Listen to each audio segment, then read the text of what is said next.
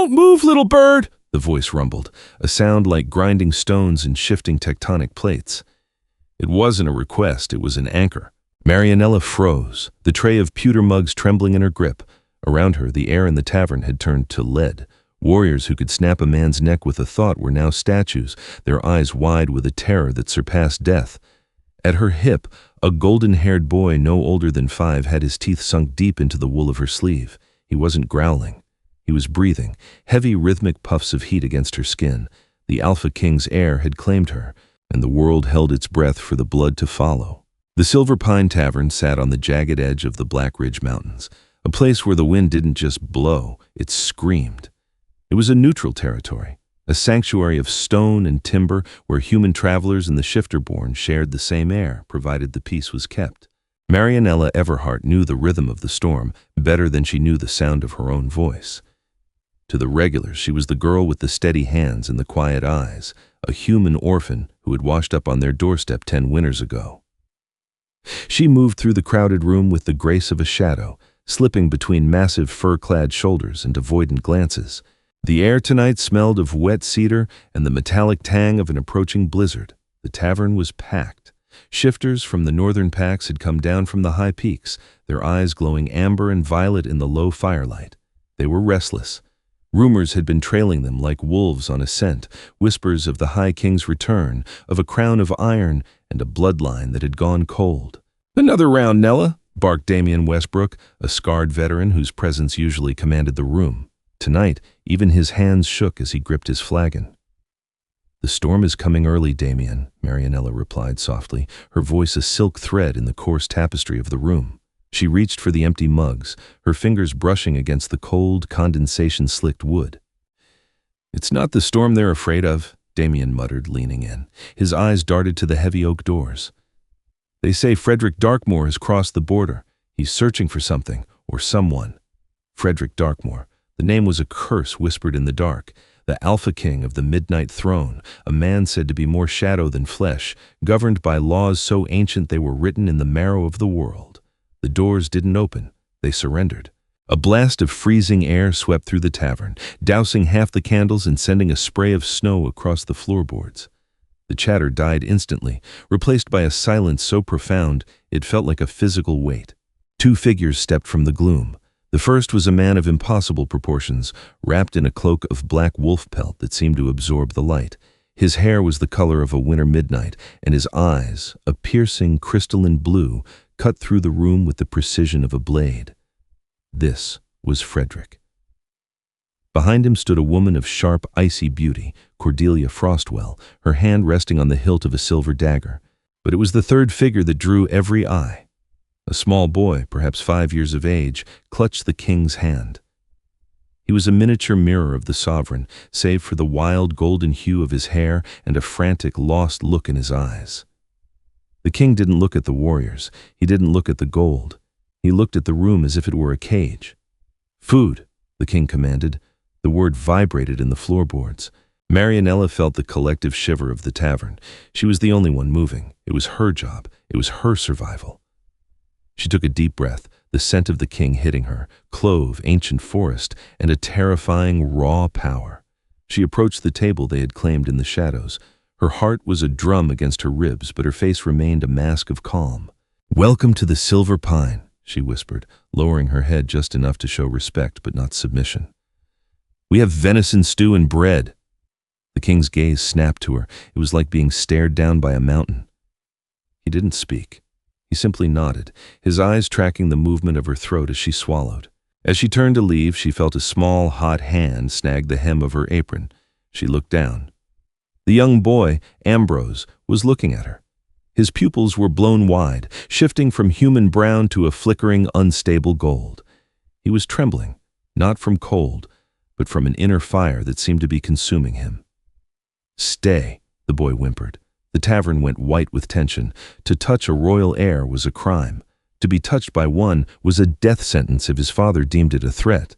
Marianella looked at the king. Frederick's hand was already on the table, his knuckles white. He looked like a man watching a fuse burn toward a powder keg. "Ambrose," the king warned, his voice a low vibration. But the boy didn't listen.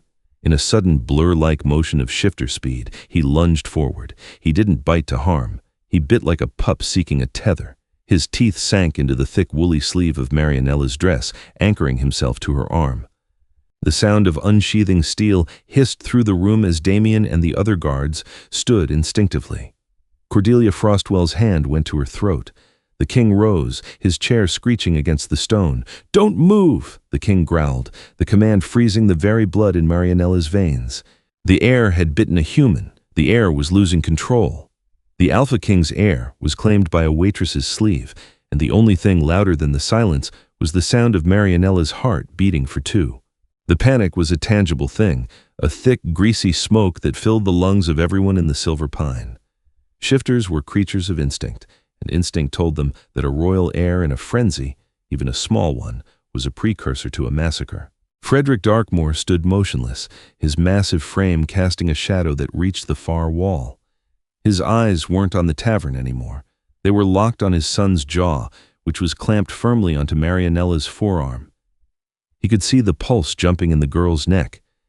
He expected her to scream. He expected her to pull away, which would force him to intervene, likely breaking the boy's spirit or the girl's arm. But Marianella did something no one expected. She didn't pull back. She didn't shriek. She slowly lowered her tray to the floor, the pewter clinking softly, and then she knelt. She knelt until she was eye level with the golden-haired boy who was trying to eat her sweater. "It's okay," she whispered. The king flinched. The word was so small, so human.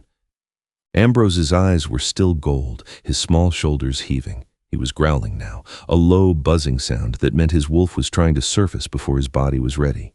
He was drowning in his own power. Marianella reached out, a dozen weapons leveled at her back. "Girl, get back!" Cordelia hissed from the shadows, her eyes glowing with a warning light. Marianella ignored her. She placed her free hand, the one not being chewed on, lightly on the boy's head. Her skin was pale against his golden curls. She began to hum. It wasn't a song of the packs. It was a simple, wordless melody her mother had sung before the great fire. The growling stopped. Ambrose's eyes flickered. The gold receded, leaving behind a terrified, exhausted child. He tasted the wool in his mouth, realized what he was doing, and his eyes filled with tears. He didn't let go, but the pressure eased. He buried his face into her arm, his small body racking with sobs. Marianella looked up, and for the first time, she looked directly into the Alpha King's eyes. She didn't see a monster. She saw a father who was absolutely, utterly terrified. She smiled. It wasn't a smile of triumph. It was a soft, weary curve of the lips that said, "I have him. He is safe." The king's breath hitched. The tension in the room didn't break. It dissolved into a confused, shimmering heat. Frederick sat back down, his legs appearing to give way for the first time in his life. "He's never," Frederick started, his voice cracking like dry timber. "He hasn't slept in 3 days. The change is coming too early. His blood is too loud." "He's just overwhelmed," Marianella said, her voice steady even as her arm began to ache. She gently pried Ambrose's teeth from her sleeve. The wool was ruined, damp with saliva and snagged by tiny, sharp canines, but she didn't care. She pulled the boy into her lap, and to the shock of the entire northern realm, the future king of the Midnight Throne curled into a human waitress and fell fast asleep. The tavern regulars began to sit, though no one spoke. Damien Westbrook wiped sweat from his brow. Frederick Darkmoor looked at the girl, at the way she held his son as if he were made of glass, not teeth and claws. He saw the frayed threads of her sleeve and the calm set of her shoulders. "What is your name?" the king asked. The coldness was gone, replaced by a raw, hungry curiosity. "Marianella," she replied. "Marianella," he repeated, the name sounding like a prayer in his deep baritone. "You have done what my healers, my seers, and my generals could not. You have silenced the storm in his blood." "He's just a child, Your Majesty," she said simply. "He is a king," Frederick countered, his eyes darkening. "And you are. A miracle I did not ask for." He stood up then, his cloak billowing. He looked at Cordelia. "Prepare the carriage. We are not staying in the village." He turned back to Marianella. "And you. Pack your things." The silence returned, sharper this time. "I have a job here," Marianella said, her heart hammering. "I have a life. You have a life because I allow it. the king said, his voice returning to that granite-hard edge. My son has chosen you.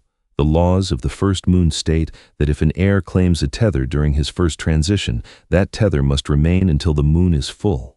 If you stay, he will wither. If you come, he lives. He stepped closer, his scent overwhelming her, the smell of a predator, yes, but also the smell of a home she had never known. Choose, Marianella. Will you let a child suffer for the sake of a tavern? She looked down at Ambrose, who was clutching her thumb in his sleep. She looked at the ruined sleeve of her only good dress. Then she looked at the king, seeing the lonely, desperate man behind the crown. I'll need a sturdier coat, she whispered. The journey to the Darkmoor citadel was a blur of white lace and iron. They traveled in a carriage pulled by 6 black stallions that looked more like shadows than horses. Inside, the air was thick with the scent of leather and the soft, rhythmic breathing of the sleeping boy. Marianella sat across from the king. He hadn't looked at her since they left the tavern. He stared out the window at the passing pines, his jaw set in a line of permanent tension. Ambrose was still curled against her side, his head resting on her thigh. She felt like an interloper, a common sparrow caught in the talons of a hawk. Why me? She asked eventually. The carriage wheels crunched over frozen stone. Frederick didn't turn. The wolf chooses. We do not question the blood. I'm human, she reminded him. I have no magic. I can't protect him from whatever is making him scream. Now the king turned. His blue eyes were luminous in the carriage's dim interior. Magic is what is hurting him, girl. He is the first of his kind to inherit the full strength of the Darkmoor line without a mother to balance the fire. His mother, Lavinia. She was of the Brightfall clan. She died bringing him into this world. Her light died with her. He leaned forward, his massive hands resting on his knees. The healers tried to use spells to dampen his power. It only made him fight harder. But you didn't use magic. You used peace. My son didn't bite you to hurt you. He bit you to find the ground. Marianella looked down at her sleeve. He ruined my dress. A ghost of a smile touched the king's lips. It was a devastating sight, a crack in the ice that revealed a glimpse of the sun. I believe I can afford to replace a wool dress, Marianella. The carriage slowed as they passed through the gates of the citadel. It was a fortress carved directly into the mountain, a sprawling Gothic masterpiece of black marble and starlight. As they stepped out, a line of servants and guards bowed low. Among them was a man with sharp features and eyes that moved like a fox's, Damian Westbrook's counterpart in the palace, the royal seneschal, Valerius. He looked at Marianella with a mixture of disdain and intense interest. Your Majesty, Valerius bowed. The girls' quarters are in the servants' wing? No, Frederick said, his voice echoing in the courtyard. She stays in the royal suite, adjacent to Ambrose. A collective gasp rippled through the staff. But sire! Cordelia Frostwell stepped forward, her brow furrowed. The ancient laws, a human in the royal suite? The High Council will... The High Council is not the father of this boy, Frederick roared. The wind seemed to pick up at his command, swirling snow around his boots. She is the heir's tether. She is to be treated as a guest of the crown. Anyone who disputes this will answer to me in the pits. He turned to Marianella. His hand reached out, hovering near her cheek before he caught himself and pulled back. Sleep, he said, his voice dropping to a low, rough velvet. Tomorrow the healing begins, and the council will come for their pound of flesh. Marianella was led into a room that was larger than the entire tavern. The bed was covered in furs that felt like clouds, and a fire roared in a hearth made of obsidian. But as the door clicked shut, she didn't feel like a guest. She felt like a bird in a very beautiful, very dangerous cage. She walked to the window. Below, she could see the training grounds. In the moonlight, she saw the king. He wasn't in his robes. He was standing in the center of the yard, his shirt off despite the freezing cold. He shifted. It wasn't the clumsy, painful transition of a child. It was a symphony of bone and muscle. In a heartbeat, the man was gone, replaced by a wolf the size of a carriage, his fur the color of the void, his eyes 2 burning blue stars. He let out a howl that shook the very foundations of the mountain. It was a sound of grief, of duty, and of a sudden, terrifying hope. Marianella pressed her hand to the glass. Her sleeve was still torn. Her heart was still racing. In the room next door, Ambrose whimpered in his sleep. She realized then that she wasn't just a tether for the boy. As the giant wolf looked up at her window, his tail stilled and his ears perked. For a moment, the king and the waitress shared the silence of the snow. She wasn't just the boy's tether. She was the only thing keeping the king from tearing the world apart. The morning did not bring sunlight to the black ridge. It brought a heavy, suffocating gray mist that clung to the jagged gargoyles of the citadel like a damp shroud. Marianella woke not to the sound of a tavern's morning bustle, but to the silence of stone and the smell of ozone. 3 maids stood at the foot of her bed, their eyes fixed firmly on the floor. They held garments of deep charcoal wool and silver embroidery, clothes meant for a lady of the court, though they felt like a heavy costume as they draped the fabric over her shoulders. "The king awaits you in the solarium," one whispered, her voice a fragile thing. "The High Council has arrived from the southern reach. They do not like to be kept waiting, mistress." Marianella's stomach tightened. She found Ambrose in the corridor, already dressed in a miniature version of his father's formal tunics. The boy looked small and fragile against the vastness of the black marble walls. When he saw her, his eyes lit with a spark of recognition, a tether in the dark. He reached for her hand, his small fingers cold and trembling. "Don't let them take me, Nella," he whispered, the name a soft, new secret between them. "I won't," she promised, her heart aching. She had no idea how a human girl who smelled of ale and hearth smoke could stop a council of ancient wolves, but she would die trying. The solarium was a cathedral of glass overlooking a 3,000-foot drop into the valley below. At the center sat Frederick, his crown of dark iron resting heavy on his brow. Opposite him stood 5 elders, their faces etched with the harshness of centuries. At the head was Valerius, the royal seneschal, his expression as unreadable as the mountain itself. "The boy is unstable," the eldest counselor, a woman named Helga, rasped. Her eyes were a milky, sightless white, yet she seemed to track every breath Marianella took. To tether a royal soul, the very future of the Midnight Throne, to a common human is to invite the rot into the bloodline. It is a violation of the Pact of Silver, Frederick. You know the cost of such heresy. "The Pact of Silver was written for a world that no longer exists, Helga," Frederick growled, his voice vibrating through the glass floor and up into the soles of Marianella's feet. He sat forward, his presence filling the room like a gathering storm. "My son lives because of her. He breathes because she stayed. Is his life not worth a change in your dusty laws?" "The blood must remain pure for the first moon transition," Valerius interjected, his voice smooth and dangerous as ice. "The boy's transition is erratic because his spirit is divided.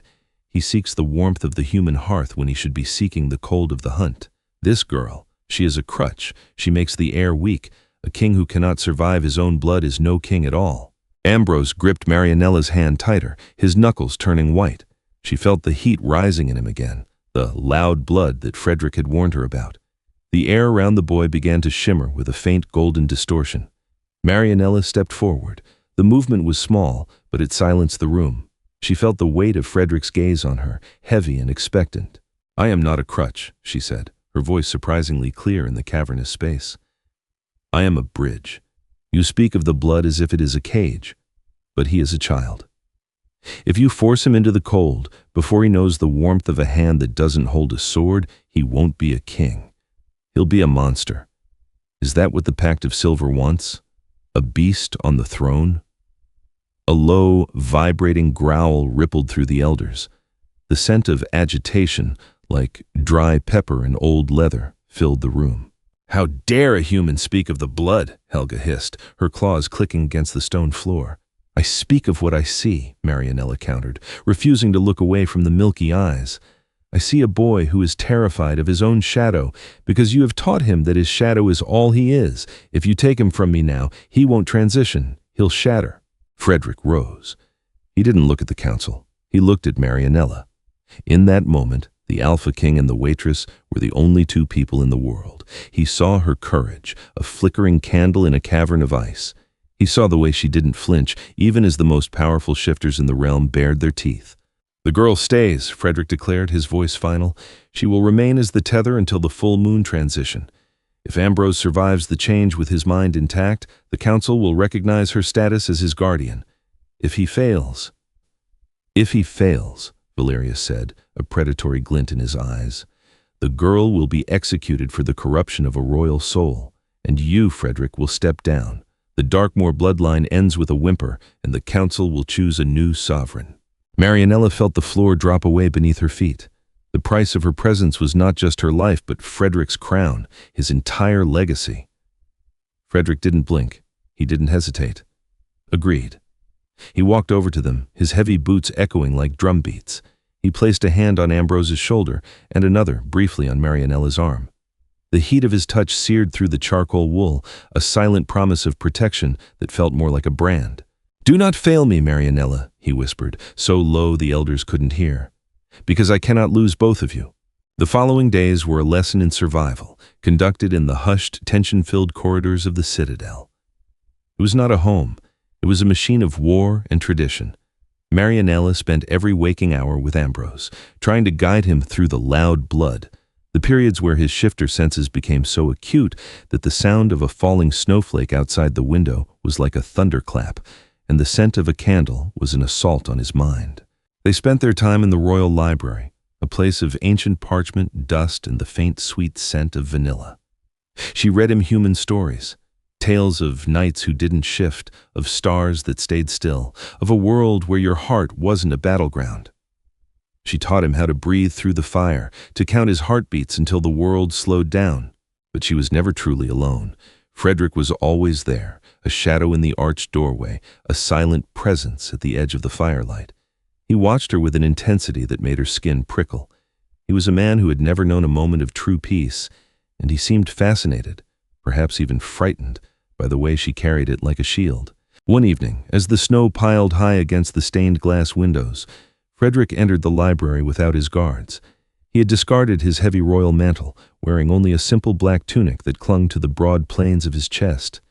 He looked exhausted. The lines around his crystalline eyes were deeper, and his scent, usually so sharp and commanding, was muted by a weary human vulnerability. "He is sleeping," Marianella said softly, pointing to the boy curled up on a pile of thick wolfskins by the hearth. The firelight danced across Ambrose's golden hair, making him look like a fallen star. Frederick stood over his son, his expression softening in a way that made Marianella's throat tighten. He reached down, his massive scarred hand hovering over the boy's head, before he gently tucked a curl behind Ambrose's ear. "He looks like her," Frederick said. It was the first time he had spoken of his late wife since the carriage ride. "Lavinia she was the son of the Brightfall clan. I am the moon of the Darkmoor. Between us we hoped for a dawn, but the sun burned out when he was born." "You still have the light, Frederick," Marianella said, standing up. The room felt smaller with him in it, the air thicker. "It's in him. He just needs to know it won't burn him to death. He needs to know he's allowed to be a boy before he's a wolf." Frederick turned to her. He stepped into her personal space, his shadow engulfing her. He was so much larger than any man she had ever known, a mountain of muscle and ancient unspoken grief. "Why do you do it?" he asked, his voice a low vibration in the quiet library. "You know the price Valerius has set. You know they will kill you if he falters. You could have run. I would have let you if you had asked." "I don't run from children who are hurting," she said, looking up at him. Her heart was a frantic bird in her chest, but she didn't look away. His eyes searched hers, peering into the very depths of her soul. He was looking for fear, for greed, for anything he understood. But all he found was the steady, quiet flame of her spirit. He reached out, his thumb brushing the line of her jaw. His skin was like living fire against her winter-chilled face. The contact was electric, a jolt of raw, primal connection that made her breath hitch in her throat. For a second, his pupils bled into a predatory gold, reacting to the sudden surge of his own blood. "You are a dangerous thing, Marianella Everhart," he rumbled, his face inches from hers. "You make me want things that are not for kings. You make me want to forget the throne." "What things?" she whispered, her voice barely a thread of sound. "Peace," he said, his voice dropping to a rough, pained growl. "Quiet. A life where I am not a weapon, but a man who can hold what he loves without breaking it." He leaned in, his forehead almost touching hers. The scent of him, clove, ancient forest, and raw alpha, was overwhelming. For a heartbeat, the world of councils and crowns vanished. There was only the heat of him and the silence of the library. Then, a glass shattered in the hallway outside. Frederick snapped back, his eyes turning a lethal, predatory blue. In a heartbeat, the man was gone, replaced by the sovereign. He moved with a speed that defied the human eye, reaching the door before the sound had even faded from the air. "Stay with the boy! Do not open this door for anyone but me!" he commanded, his voice a whip crack of authority.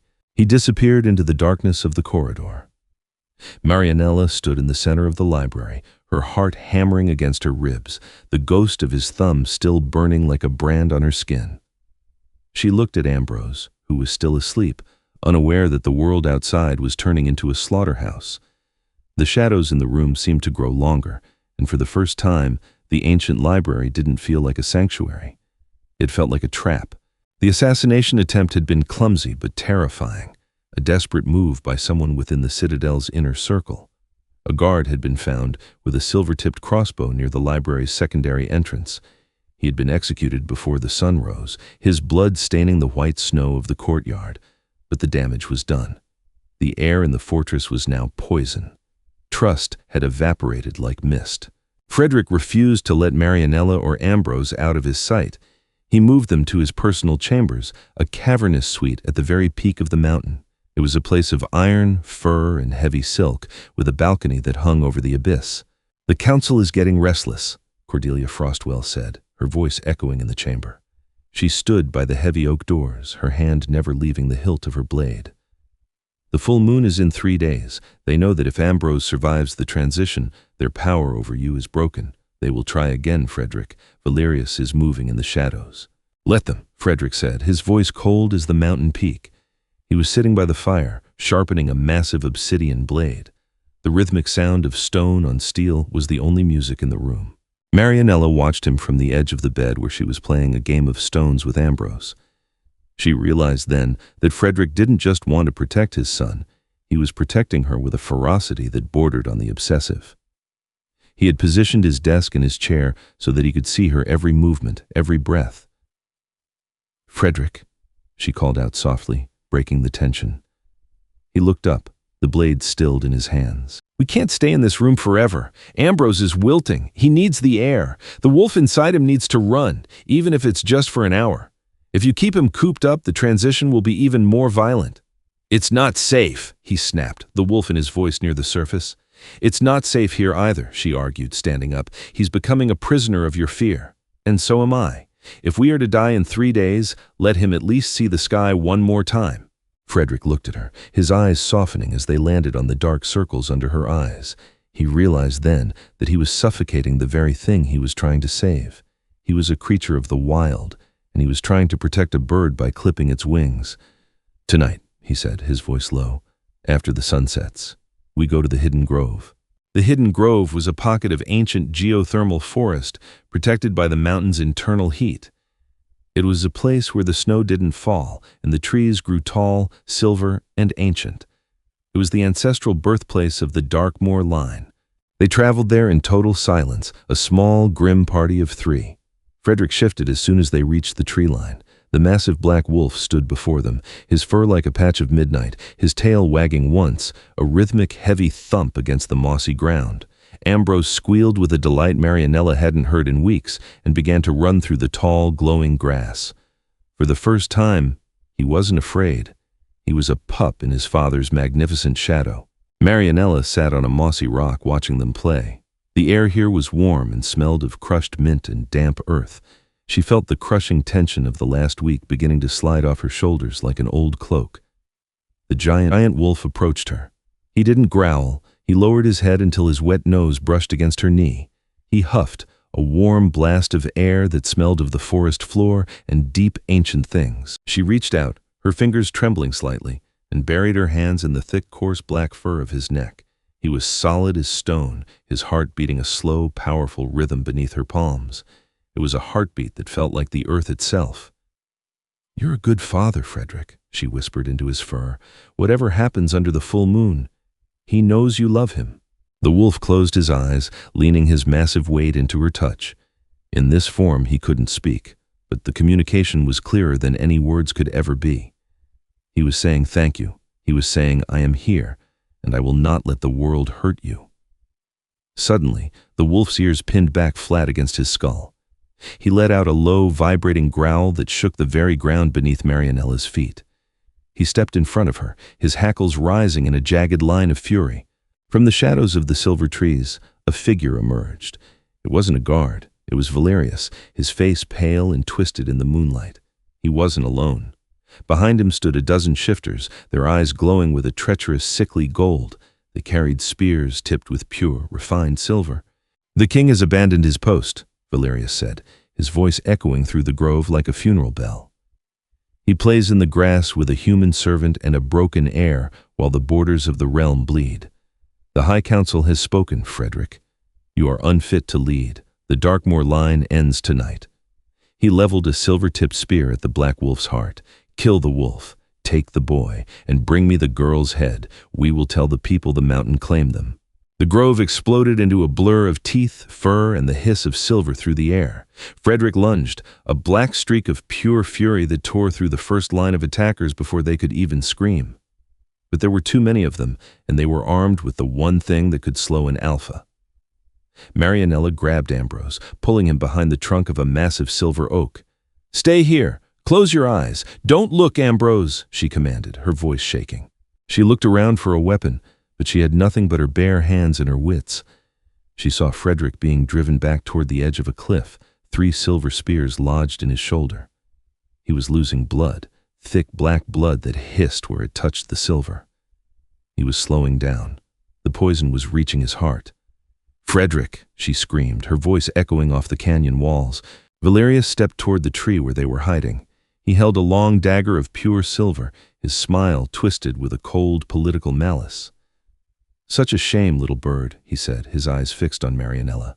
"You were almost a legend, the human who tamed a king, but legends are always written in blood." Marianella didn't wait for him to reach her. She didn't beg. She did the only thing she could. She stepped out from behind the tree, not away from the danger, but directly toward it. "Wait!" she shouted, her voice echoing with an authority she didn't know she possessed. Valerius paused, amused by her defiance. "You wish to beg for your life now? It's a bit late for that, my dear." "No," she said, her voice steady as the mountain. "I wish to show you why you've already lost."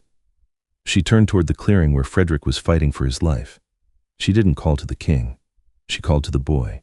"Ambrose, now! Remember the breath! Remember the light your mother gave you! Show them the sun!" The small boy stepped out from behind the silver oak. His eyes were no longer gold. They were a searing, brilliant, blinding white, the true color of the bright fall line, the ancient magic of the sun shifters. He wasn't shifting into a wolf. He was doing something far more ancient.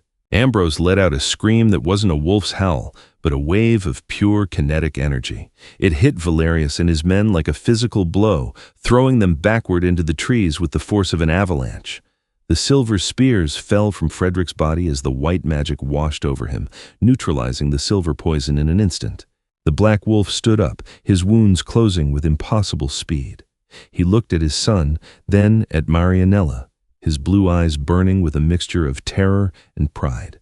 Valerius scrambled to his feet, his face a mask of absolute horror. What is that? That isn't a wolf?" "It's a king," Marianella said, her voice like a death sentence. Frederick didn't wait. He was on Valerius in a heartbeat. He didn't kill him, not yet. He pinned the traitor to the moss with one massive clawed paw, his jaws inches from the man's throat. The other attackers fled into the darkness of the night, their loyalty shattered by the display of a power they couldn't comprehend. Frederick shifted back into his human form, his body steaming in the cool night air. He was covered in blood, his chest heaving, but he looked more powerful than he ever had in the citadel. He walked over to Ambrose, who had collapsed into the grass, his small body exhausted by the surge of power. But before he reached his son, Frederick stopped in front of Marianella. He didn't speak. He simply reached out and pulled her into his arms. He held her with a desperation that shook his entire massive frame. He smelled of blood, victory, and the forest, and he was shaking. "You saved him," he choked out against her hair. "You knew what he was. You knew he wasn't just a wolf." "He's your son, Frederick," she whispered, her hands clinging to his broad, scarred back. "He's both of you. He's the dawn." They stood there in the wreckage of the grove, A king, a waitress, and a boy who had just changed the fate of the realm. But as the moon rose over the highest peak, Marianella saw the distant lights of the citadel. The council would be waiting. The battle for the grove was won, but the battle for the throne had only just begun. And the full moon, the final transition, was only 48 hours away. The return to the citadel was not a victory lap. It was a funeral procession for the old ways.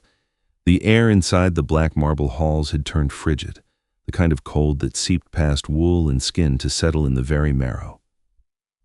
Valerius was gone, dragged to the deep pits to await the king's final judgment, but his poison remained. It was in the eyes of the remaining counselors, who stood like stone sentinels in the shadows of the great hall. Marianella sat by the fire in the royal suite, her hands wrapped around a mug of herbal tea that had long since gone cold. Ambrose was asleep in the center of the massive bed, his small chest rising and falling in a rhythm that finally felt natural. The loud blood had quieted for now, but the silence was heavier than the noise had ever been. The door creaked open, admitting a draft of mountain air and the scent of clove and iron. Frederick entered, his crown held in one hand, his posture reflecting the weight of the world he was trying to hold together. He didn't look at the fire, he looked at her. "The council is meeting in secret," he said, his voice a low rumble. "They fear the boy. They fear the white light he showed in the grove. They call it an aberration, a mutation of the bloodline." "It's not a mutation, Frederick," Marianella said, standing up. "It's balance. He has your strength, but he has his mother's light. Why are they so afraid of the dawn?" "Because you can't control the dawn," Frederick replied, walking toward her. "The laws were written to keep us in the dark, to keep us as weapons. A king who can bring the light is a king who doesn't need a council to tell him who to kill." He stopped a few inches from her. In the flickering firelight, the scars on his face seemed to move, shadows dancing in the creases of his history. He looked at her ruined sleeve, the one Ambrose had bitten that first night in the tavern. She had refused to let the maids throw it away. "Tomorrow is the full moon," he whispered. "If he transitions and the wolf doesn't take the light, they will execute the law. They will take you from me." Marianella reached out, her fingers brushing the cold iron of the crown he held. "They can't take what doesn't belong to them." "You don't understand," he said, his eyes burning with a sudden raw intensity. He dropped the crown onto a side table. The clatter sounded like a death knell. He took her hands in his palms calloused and hot. "I have spent my life as a wall between my people and the dark, a wall between my son and his own power. But you are the first person to ever look at the wall and see the man behind it." "I see you, Frederick," she whispered. He leaned down, his forehead resting against hers. His breath was a warm promise against her lips. "If the moon demands a sacrifice, I will burn this mountain to the ground before I let it be you." The subtext of his words was louder than any declaration. He wasn't just talking about his heir anymore. He was talking about the woman who had smiled back when the world expected her to scream. He was talking about the only heart that had dared to beat in sync with his own. They stayed like that for a long time, two shadows against the fire, waiting for the moon to rise and the world to break. The ritual chamber was located at the very heart of the mountain, a circular room of obsidian floor and an open ceiling that looked directly up at the stars. The air was thin and tasted of snow.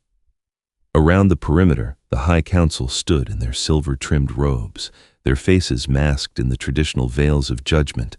Frederick stood in the center, his shirt removed, his muscular back a roadmap of every battle he had ever fought for the throne. Next to him, Ambrose stood on a small pedestal of white quartz. The boy looked tiny under the vast, uncaring sky. Marianella was positioned 20 paces away, held in place by two guards whose grip was like iron. She was the tether. She was the anchor. If she moved, the ritual was void.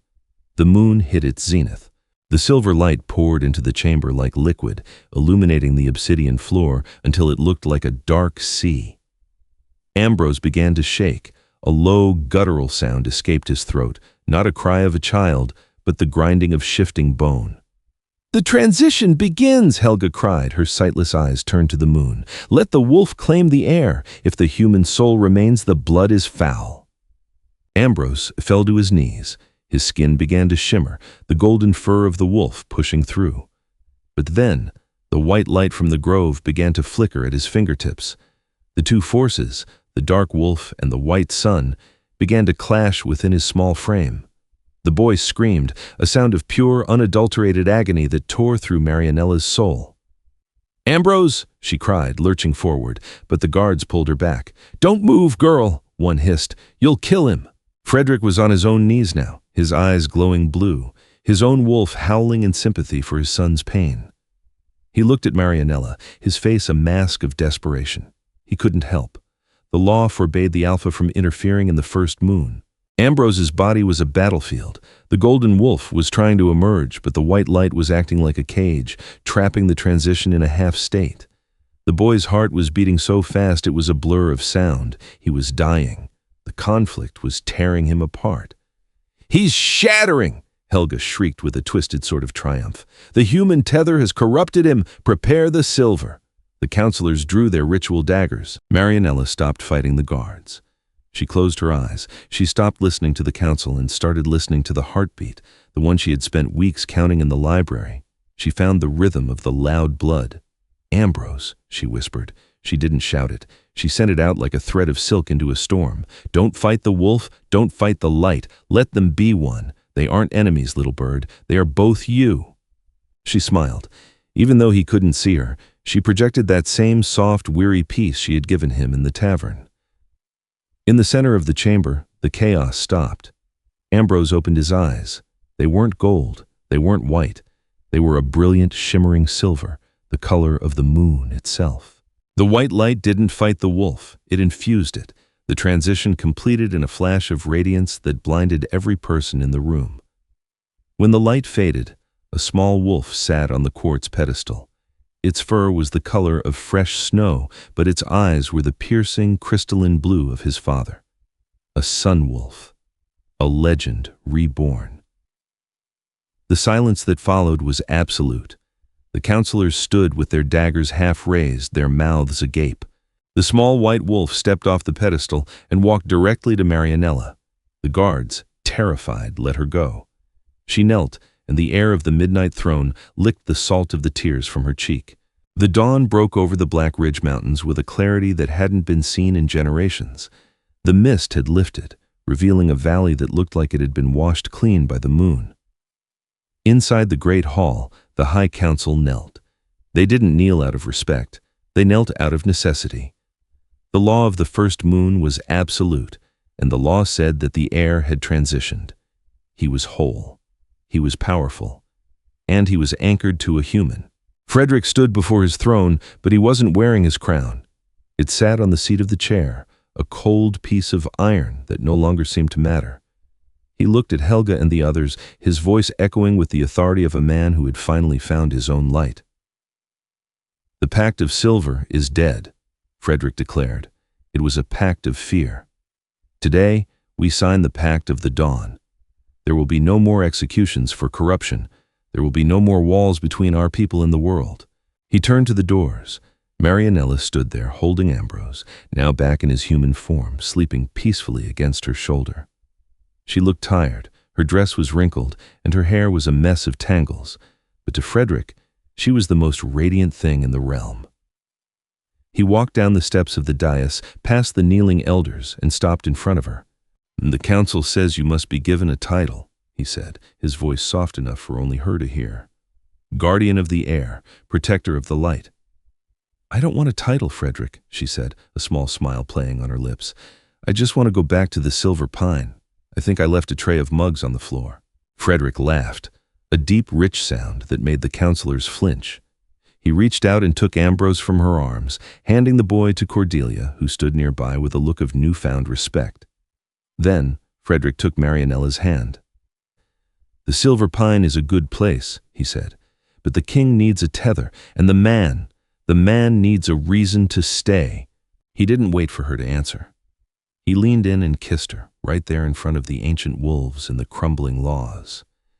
It was a kiss that tasted of freedom and the cold mountain air, a kiss that felt like the first day of spring after a 1,000-year winter.